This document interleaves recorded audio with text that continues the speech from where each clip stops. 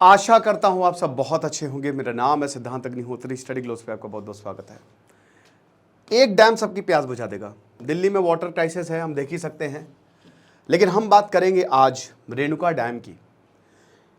भाई 60 क्या 50 साल हो गए हैं और ये डैम अभी तक बनके तैयार नहीं हुआ।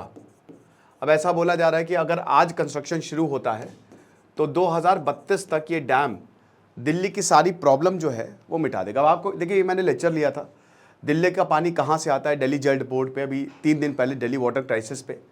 तो इस समय आपको पता है कि दिल्ली कह रही है कि भैया जो हमारा पानी है वो हरियाणा जो है वो छोड़ नहीं रहा है। अब हरियाणा छोड़े तो हम कुछ करें।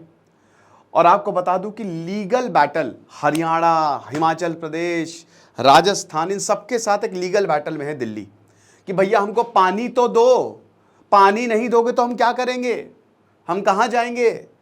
तो पानी रोक के रखा हुआ है। अब ये मैंने आपको बताया था, ये 2 पार्ट में वैसे लेक्चर आना था, दूसरा पार्ट है। तो पहला पार्ट हम कवर कर चुके हैं, वो देख लीजिएगा, डिस्क्रिप्शन में मैं लिंक दे दूंगा उस लेक्चर का कि दिल्ली को पानी मिलता कहां से, क्या क्यूसेक, कितना क्यूसेक, वो सब। लेकिन यहां पे बात यह है कि दिल्ली की चलो ठीक है, प्रॉब्लम चल रही है, अब ये टेम्पररी प्रॉब्लम, परमानेंट प्रॉब्लम है, टेम्पररी सोल्यूशन हो सकता है दे दिया जाए, बट फिर ये प्रॉब्लम आ जाएगी। क्या इसका परमानेंट सोल्यूशन है? डैम बनाओ।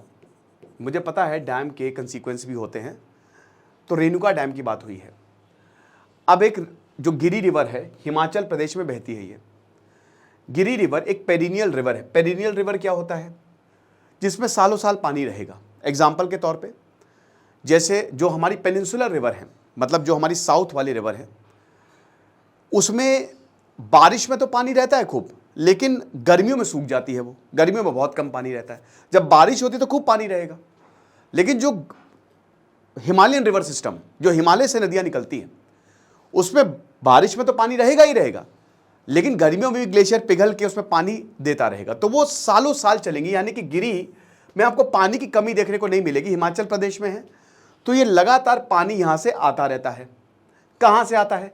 शिमला में जो खारा पत्थर है, एप्पल बेल्ट में, शिमला अगर आप गए हो तो वहां पे एप्पल बेल्ट है ना, एप्पल ऑर्चर्ड, बहुत खूबसूरत Apple gardens, Apple valley.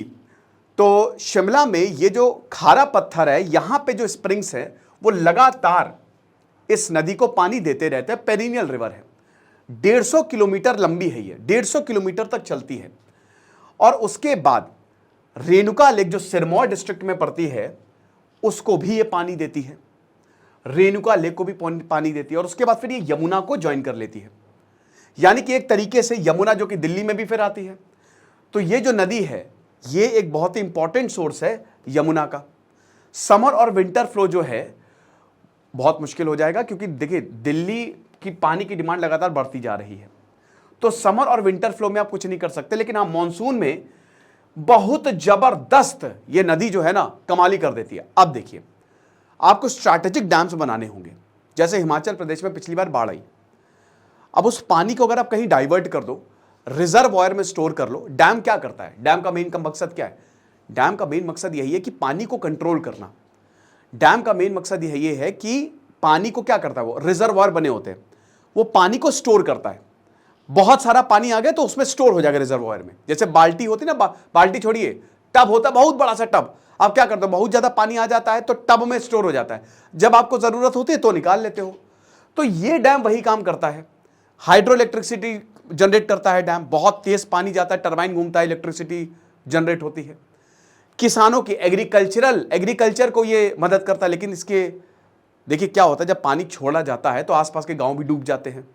Dam बनाने के लिए आपको बहुत लोगों को विस्थापित, सरदार सरोवर डैम, नर्मदा बचाओ आंदोलन अभी तक चल रहा है। ठीक है, तो ऐसा नहीं कि सब चंगा सी। फिर उसके बाद आप रिवर्स का कोर्स भी बदलते हो, आप नदियों का कोर्स बदल देते हो। और अगर नदी अपना कोर्स बदलेगी तो प्रॉब्लम होती है, ये इट बिकम्स डिजास्ट्रस।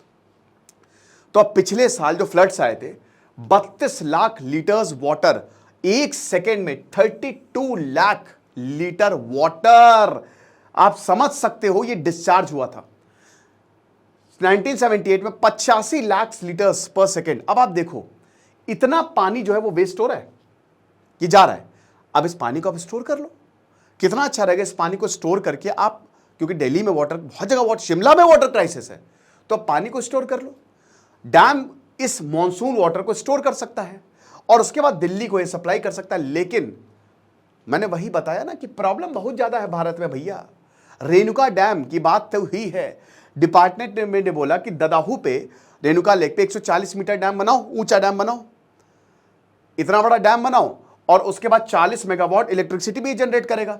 और सबसे बड़ी बात, दिल्ली वाटर सप्लाई डैम तीन काम करता है, एग्रीकल्चर खेतों को पानी देना, इलेक्ट्रिसिटी जनरेट करना और वाटर सप्लाई।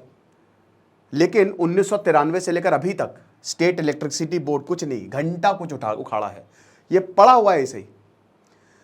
अर्ली 2000 में ये बोला था कि जो डैम है ये 23,000 लीटर्स ऑफ वाटर पर सेकंड दिल्ली को दे देगा। ये 812 क्यूसेक्स भाई एडिशनल वाटर, 812 डिमांड ही 1400 की है, 812 दे देगा, मजे ही आ जाएगी, राइट। तो आप ये समझिए कि इतना ज्यादा अगर पानी मिलेगा तो दिल्ली की सारी प्रॉब्लम सॉल्व है। पानी ही पानी, हर घर में नल।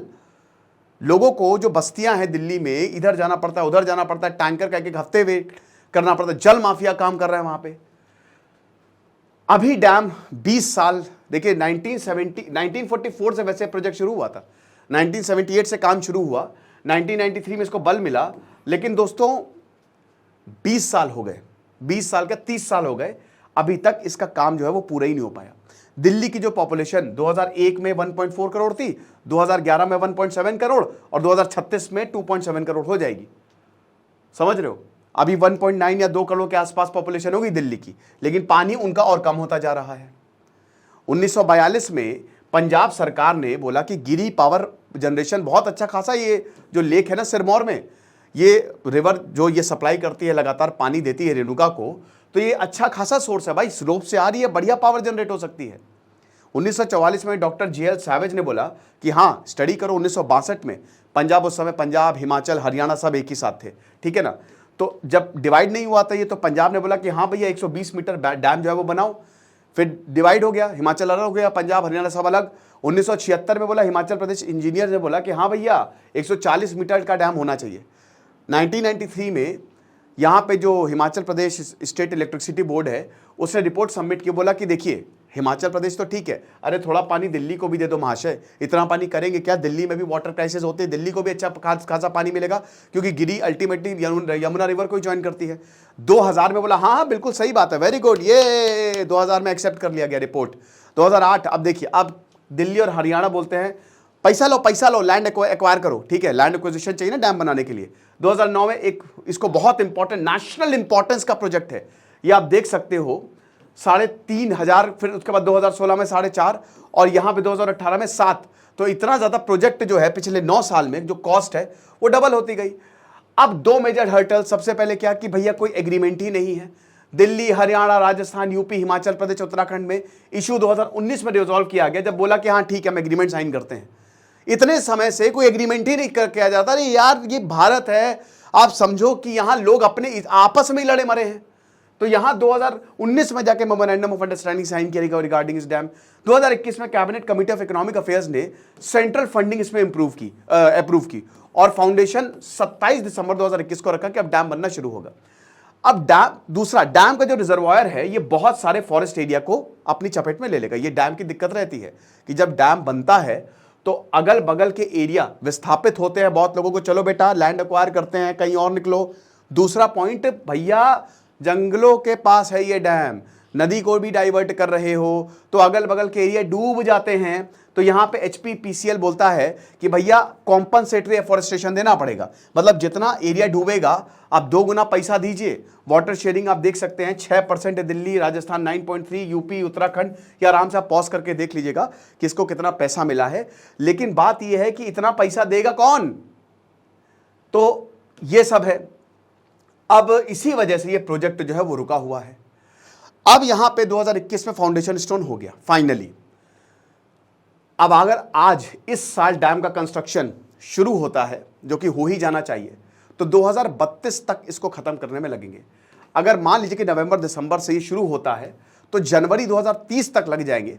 और सबसे बड़ी बात देखिए, डैम अभी वॉल है, एक वॉल बड़ी है, उसके पीछे जो है वो रिजर्वायर है जिसको पहले आपको भरना पड़ेगा, तो वक्त लगेगा। अभी 498 मिलियन क्यूबिक मीटर्स की इसकी कैपेसिटी है, ट्रिलियंस ऑफ लीटर्स की कैपेसिटी है। तो रियलिस्टिकली अगर आप देखो तो रेणुका डैम 2032 से पहले कंप्लीट नहीं होने वाला। साथ ही साथ अक्टूबर से पहले इसका काम शुरू नहीं होगा, क्योंकि फॉरेस्ट क्लियरेंस सबको चाहिए। मॉनसून जब हट जाए, खत्म हो जाए, तब आप काम पूरा करेंगे, वरना सब बही जाएंगे पानी में। और भी बहुत सारे प्रोसेस जो है वो बैकग्राउंड में चल रहे हैं, टेंडर की कगार पे, क्योंकि आप कॉन्ट्रैक्टर को बोलेंगे, थर्ड पार्टियों को देंगे कि भैया तुम करो, रोड तुम बनाओ, डैम तुम बनाओ, रिजर्वायर की जिम्मेदारी तुम्हारी। तो अभी टेंडरिंग जो है वो शुरू हो रही है और 2024 एंड तक ही ये पूरा होगा। लेकिन दोस्तों, इस नेक काम में देरी कैसी, जल्द से जल्द इसको पूरा करें ताकि दिल्ली की क्राइसिस जो है वो सॉल्व हो। खुश रहिए, पढ़ते रहिए। दिस इज सिद्धांत अग्निहोत्री साइनिंग ऑफ।